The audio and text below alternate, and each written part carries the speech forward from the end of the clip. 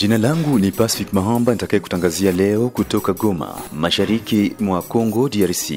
Hii ni MTV Online inayokutangazia kwa njia ya mitandao kutoka eneo la Kiswahili, mashariki mwa Jamhuri ya Kidemokrasia ya Kongo DRC. Leo ni tarehe 25 Juni mwaka 2025. Tupatikana Kivu Kaskazini. Matangazo yetu yapatikana kupitia mitandao yetu ya www.mtvnews1.com, Facebook MTV News DRC, Twitter ama Max @MTV DRC, LinkedIn MTV News, pamoja na radio za FM Kivu Kaskazini nchini DRC ikiwemo Radio Oasis Beni, RTGLP Butembo, RTGL Butembo na Kirumba Lubero, Radio Setrobo huko Kimbulu wilayani Lubero, RCK Lubero, Rakove huko Kiwanja Ruchuru, Global Walk huko Mutwanga Beni, Sak FM huko Masisi, LFM mjini Goma. Taarifa kuu siku wa leo ni kuwasili kwake mratibu wa msaada ya kimisaada katika UN Tom Fletcher kawasili Goma, eneo linalodhibitiwa na waasi wa AFC M23. Hao wanafahamu vizuri ya kama Goma na maeneo yengine yote ambao M23 AFC wamekamata ya kama kuna wanadamu, kuna watu ambao wako na haki ya kuishi. Gavana wa Kivu Kaskazini eneo la M23 aomba viongozi wa vijiji kushirikiana na wananchi kwa ajili ya amani na usalama. Tunasema karibu, tulisema na nyinyi mkuye leo tuzungumuze na nyinyi, kwani shida za mingi za kuendana na security ziko periferi ya vile ya Goma. Surtout shida za mingi zinatokea Munyiragongo. Haya na mengine, karibuni.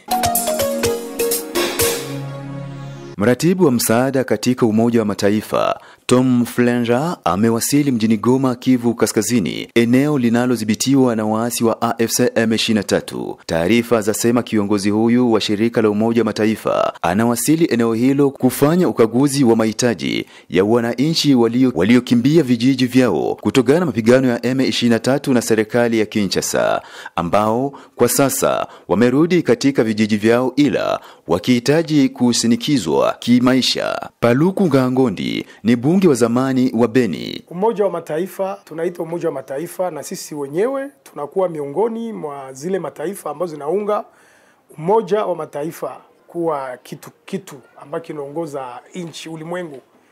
Ni kusema hao wanafahamu vizuri ya kama Goma na maeneo yengine yote ambao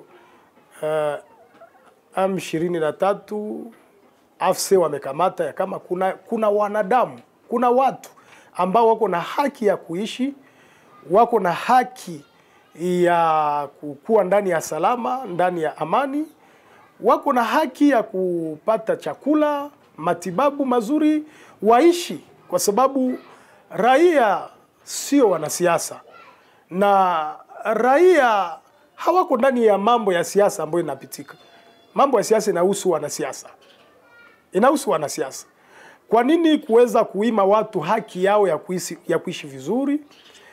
Watu walikuwa wanaweka pesa zao kwenye benki, lakini serikali ya Bwana Kisekedi inakanga pesa za watu.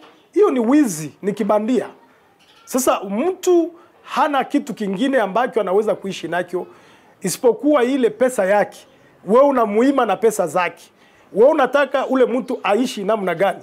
Hiyo ni ukeukaji wa haki ya wananchi wenye kuishi hiyo maeneo ambao M23 bar AFC wameweza kukamata. Si sasa serikali ilisema kwamba ni wagaidi, ndio sababu? Ndio, tulisikia serikali nasema ni wagaidi, sisi wote tulisikia. Tulisikia serikali nasema kupitia rais haiwezi kuzungumza nao, hata kama wanafika kwenye mlango yake Kinshasa hata zungumzaka nao. Lakini mimi niko kati ya watu nilikuwa naambia serikali, hawa watu na wangali Bunagana.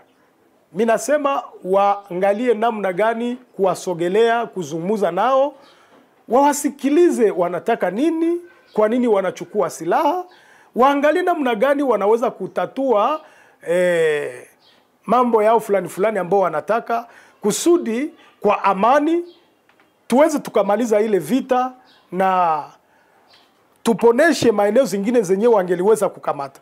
Lakini serikali ziba masikio, wanasema wao watapiga vita. Sasa leo tumepoteza jimbo mbili, serikali imekimbia. Serikali inakimbia. Kama tuliwezaka kuzungumza nao mbele, tunawasikiliza, tunajibia kwa mahitaji yao fulani fulani, pengine nao wangelisikia, wangeliacha vita na hiyo maeneo ambao wamekamata aingekamatiwa. Lakini sasa unadhani haya mazungumzo ya Doha na Marekani italeta suluhisho?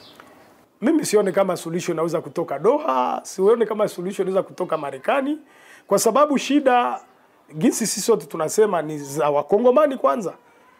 Tunashindwa kwa nini kuikala sisi kwa sisi? Tuende kupita kwa Doha njoo tukalishe na tulisema hatutaikaa nao. Hiyo yote inakuwa kiburi ya kukosa maana ambayo haitatufikisha wapi. Raia wanataka kuona wote wanakaa na suluhisho patikane, amani kuwe. Hakuna tu shida ya M23 kwa sababu unajua M23 bar AFC wale wanakuwa wapinzani wenye kuwa na silaha.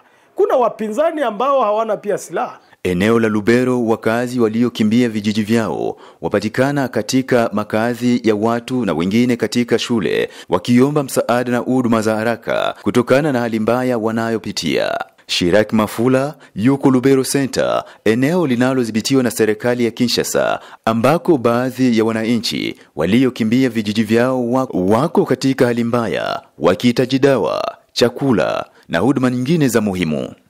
Asante sana ndugu mpasha habari. Kwa majina sisi ni Mafula Shirak na kuwa mwandishi kunako kamati la wakimbizi hapa Lubero, tarafani Lubero, ni ndani ya jimbo la Nord Kivu mnamo mashariki ya nchi ya Kongo. Na tuseme kwamba tunafanya huu mzunguko ni kupitia formation ambayo tuliweza kuhudhuria, ambayo iliandaliwa na shirika la kiutu AIDS inayosaminiwa kifedha na UNHCR, na ambao waliweza kutuonesha namna gani sisi kama wakurugenzi waakilishi wa wahami ama wakimbizi huko na kule mnamo matarafa za nchi letu tunaweza tukashughulika na ukingo vile na utetezi wa wahami wakimbizi wenzetu wanaokimbia kutoka huku na kule mnamo mashariki mwa nchi ya Kongo, wakihofia maisha yao na hasa kupitia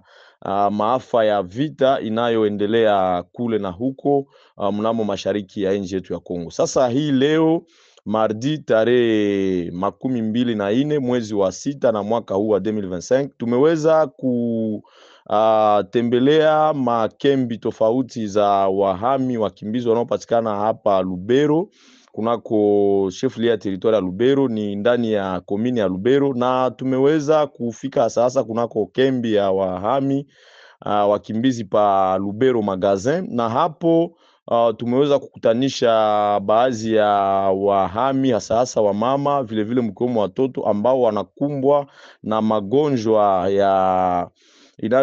inayowatatiza sana, na pengine tumeweza kukuta shida zinazoendana na ukosefu wa maji ama upungufu na vile ukosefu wa maji ndani ya makembi tofauti hapa mjini tarafani Lubero, hasa kwa ngambo ya wahami wakimbizi maeneo haya. Na vile tumekuta shida ya ukosefu wa vyakula na vifaa nyumbani vile visivyo vyakula, na hasa shida kubwa ni hii shida ya magonjwa ambayo inawakumba hasa wamama, watoto na hata wababa pia na wazee, na wote wakiwa ni wakimbizi. Unajua kuwa mkimbizi unakuwa hauna source ya kutosha ya kupata pesa ya kujigaramia hasa kiafya, ya kujigaramia kwa vyakula, ya kuweza kujigaramia kwa visivyo vyakula, maji na vinginevyo. Na tunakuta hii mambo yote ama mahitaji haya yote yanatia maisha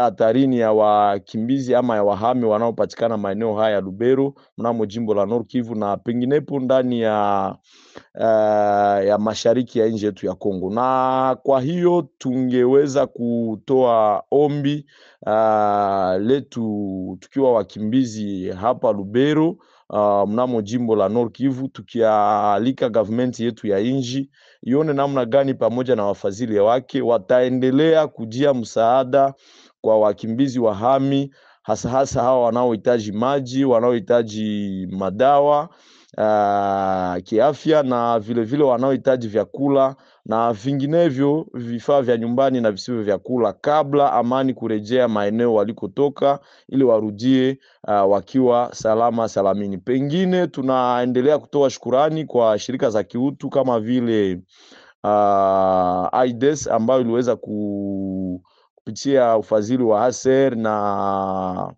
vile mashirika mengine yote mkiwemo MSF, PAM na wengineo ambao wanaendelea kujia msaada kwa inayowezekana, hasa kwa wao wakimbizi wahami wanaopatikana hapa Lubero na penginepo mnamo jimbo la Nord Kivu kwenye mashariki mwa nchi ya Kongo. Na tunaalika pia mashirika za kiutu na government waendelee kufanya juu chini na kujia msaada hasa kwa yote yanayohitajika kwa ngambo ya wahami wa vita wanaopatikana huku na kule mnamo mashariki mwa nchi ya Kongo, hasa hapa Lubero na penginepo jimboni Kivu la kaskazini na la kusini na penginepo. Asante.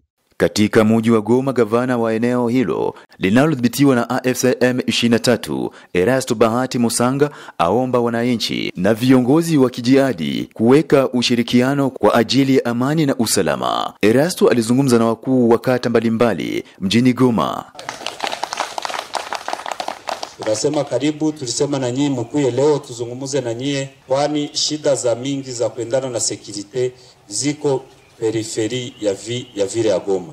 Surtout shida za mingi zinatokea Munyiragongo. Ndio maana sie wote kila siku kufanya reunion na ba chef de quartier, kufanya reunion na maire de la ville haitoshe, lakini tukizungumza na nyie kuko kenye kitaongezeka. Leo kenye kinatuikalisha hapa, na nyie mulete mchango wenu, mulete mawazo yenu, mtuambie kitu gani kenye tunaweza fanya sie wote, na tuko pamoja hapa kwenye tuko sawa familia. Security haiko ya chef d'etat major general wa ARC, security haiko ya Nanga, security haiko ya gouverneur, security ni haiko ya maire de la ville, security ni yetu sisi wote. Security na tuhusu sie wote, kila mtu alete mchango yake kwenye inaweza acha vile ya Goma na kuwa na amani na territoire ya Nyiragongo. Kwani na territoire zingine ukiangalia Masisi, ukiangalia Ruchuru, prizo mwe wako na amani kushinda Nyiragongo, wako na amani kushinda vile ya Goma.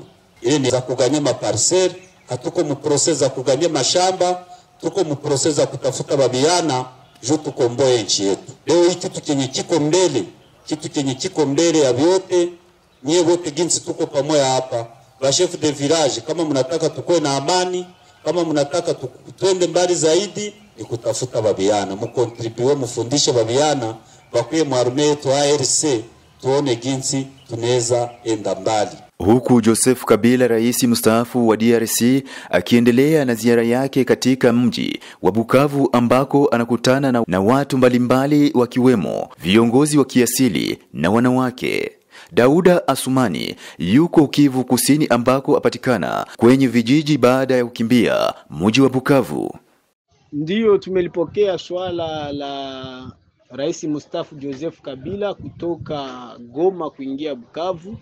Tunamwambia kama kuja kurenforce M23 na kuwapatia morale ya kuingia Uvira, Fizi ile hata iweza, na wazalendo wako imara.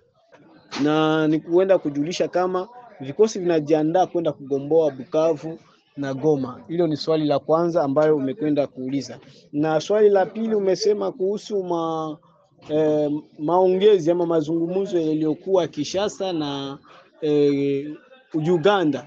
Sisi tumemwambia Rais Felix, jambo la kwanza anapaswa ajue kama raia iko nyuma yake, na ile makoro atakwenda kufanya kwa jina lake haiko, ila afanye kwa jina la wananchi, le peuple d'abord, haikumbuki kwa sababu yeye waliweza kuidenoncer. Na tutakubaliana na ile kusema waje wafurushe wazalendo. Wazalendo wako tayari kupambana na jeshi la Uganda, na hange wasije wakaleta vita kutoka jeshi la wazalendo na FRDC kwanza kupigana, ile bitu hatutabikubali.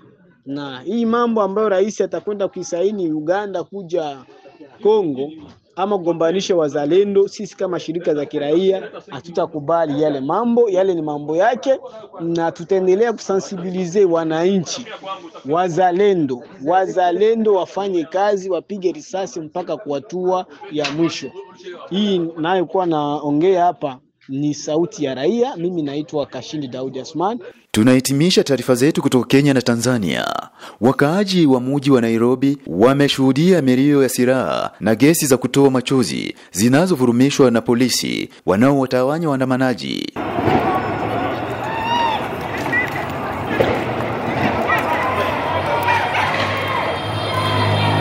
Taarifa za sasa zikisema watu zaidi ya 10 wamejeruhiwa na wengine ambao idadi isiyojulikana wamefariki dunia. Wakazi wakiandamana kupinga hatua za polisi kutumia nguvu na kuwaua wakazi. Nchini Tanzania, Waziri Mkuu wa Tanzania Kassim Majaliwa amezindua mitambo 10 na vifaa vya utafiti wa madini yenye thamani ya shilingi bilioni 12.41 kwa ajili ya uchimbaji migodi, ambayo itapunguza changamoto za wachimbaji kufanya uchimbaji bila kuwa na taarifa za kijiolojia. Kutoka Tanzania, Trifoni Odasa na ripoti zaidi. Waziri Mkuu wa Tanzania Kassim Majaliwa amesema hayo baada ya uzinduzi uliofanyika kwenye kituo cha mikutano cha Jakaya Kikwete jijini Dodoma, na kuwa hatua hiyo ni mwendelezo wa juhudi za Rais wa Tanzania Dr. Samia Suluhu Hassan za kuboresha shughuli za wachimbaji wadogo wa madini na kuwawezesha kuongeza uzalishaji. Serikali imeongeza mitambo hiyo 10 ambayo nimeieleza yenye thamani ya bilioni 12.41 ambayo tayari imezindua. Sambamba na mitambo hiyo, vipo vifaa vingine vya geofizikia kwa ajili ya kuwezesha watafiti kufanya utafiti wa awali kabla ya kuanza uchorongaji. Ni imani yangu kuwa kuongezeka kwa mitambo ya uchorongaji maalum kwa wachimbaji wadogo kutaleta mageuzi makubwa na manufaa makubwa kwenye sekta yetu ya madini. Moja ya faida kubwa za mitambo hiyo, kwanza ni kuongeza chachu ya ukuaji wa shughuli za wachimbaji wadogo hapa nchini, lakini pia kupata taarifa za uhakika za jiolojia. Vile mitambo hii mipya itaongeza kasi ya kuachana na uchimbaji wa kubahatisha na kuleta unafuu wa gharama za uchorongaji. Uzinduzi wa mitambo hii ni mwendelezo wa jitihada za serikali za kuboresha shughuli za wachimbaji wadogo na wa madini na kuwawezesha kuongeza uzalishaji na kuwapatia taarifa sahihi za jiolojia juu ya mahitaji yao ya uchimbaji wa madini kwenye maeneo yetu. Katika hatua nyingine, Mheshimiwa Majaliwa ametoa wito kwa wachimbaji wadogo kuendelea kuuza madini katika viwanda vya ndani vya kusafisha dhahabu ili kuendelea kuchochea ukuaji wa uchumi wa ndani. Kwa upande wake, Waziri wa Madini Anthony Mavunde amesema katika mwaka huu wa fedha unaoisha, sekta ya madini nchini Tanzania imefanikiwa kuchangia katika mfuko mkuu wa serikali kiasi cha shilingi trilioni 1.01, na kwa sasa Benki Kuu ya Tanzania ina hifadhi ya tani 5.7 na kuifanya Tanzania kuwa ndani ya 10 bora nchi zenye hifadhi ya dhahabu Afrika. Baada ya kufanya marekebisho ya sheria mwaka 2017 ambayo yalianzisha masoko ya madini na vituo vya ununuzi wa madini, hivi sasa, Mheshimiwa mgeni rasmi, mchango wa sekta ya madini kwenye maduhuli ya serikali umeongezeka maradufu. Mwaka wa fedha ulioishia tumeingiza katika mfuko mkuu wa serikali shilingi bilioni 753, na katika mwaka wa fedha unaoisha tarehe 31 mwezi huu tuliwekewa malengo ya kukusanya shilingi trilioni 1, sawa na 104% ya lengo ambalo tumewekewa. Naye Rais wa Shirikisho la Vyama vya Wachimbaji wa Madini nchini Tanzania FEMATA, John Bina, ameishukuru serikali ya awamu ya 6 inayoongozwa na Rais Daktari Samia Suluhu Hassan kwa uamuzi wake wa kuamua kusimamia sekta ya madini, ikiwemo kuwawezesha wachimbaji wadogo nchini. Ni ripoti kutoka nchini Tanzania. Mimi ni Trifoni Odas na hii ni MTV1 Online. Ni hayo kwa siku ya leo. Jina langu ni Pacific Mahamba. Karibu tena.